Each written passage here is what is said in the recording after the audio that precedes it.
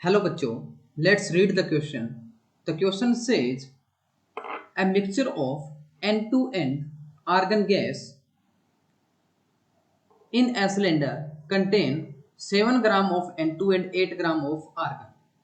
If total pressure of mixture of gas in cylinder is 27 bar, partial pressure of N2 is.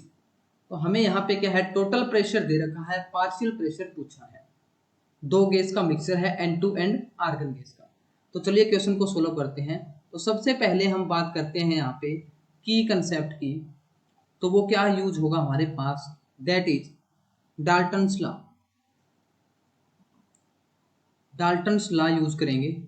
Dalton's law क्या बोलता है बच्चों, कि हमारे पास जो पार्शियल प्रेशर है, जो कि हम यहाँ पे N2 के गैस ले रहे हैं, जो कि हमें कैलकुलेट करना है, वो इक्वल होगा हमारे पास किसके, मोल फ्रैक्शन के। मोल फ्रैक्शन के, जिसको हम क्या है x N2 से डिनोट कर रहे हैं, इनटू क्या होगा हमारे पास, टोटल प्रेशर। तो इस फॉर्मूला का यूज करते हुए हम क्या है इस क्वेश्चन को सोल्व करेंगे। तो यहां पे देखो, अगर मैं लिखना चाहूं partial pressure of N2 is equal to mole fraction, क्या होगा यहाँ पे मोल फ्रैक्शन N2। तो वो किस तरीके से निकालेंगे, वो होगा हमारे पास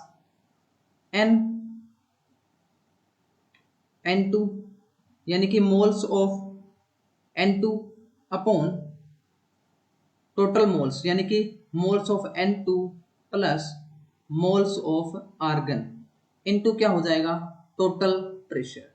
तो सबसे पहले इनके मोल्स निकालने पड़ेंगे दोनों गैस के लिए। तो इनके मोल्स को कैलकुलेट कर लेते हैं। तो मोल्स ऑफ N2 क्या हो जाएगा हमारे पास, गिवन मास कितना है N2 का, वो है हमारे पास 7 ग्राम, अपॉन क्या होगा मोलर मास, जो कि हमारे पास कितना हो जाएगा N2 का 28। जब हम इसको सोल्व करेंगे तो हमारे पास आ जाएगा 0.25। इसी तरीके से अगर हम मोल निकालने चाहें आर्गन के, तो वो किसके इक्वल होंगे, गिवन कितना है 8 ग्राम, टोटल हमारे पास कितना है इसका 40, मोलर मास क्या होगा 40, जो कि हमारे पास यहाँ पे गिवन है। जब हम इसको सोल्व करेंगे तो ये आएगा हमारे पास 0.20। अब हमने मोल्स निकाल लिए। मोल्स निकालने के बाद हम क्या निकाल सकते हैं, मोल फ्रैक्शन निकाल सकते हैं।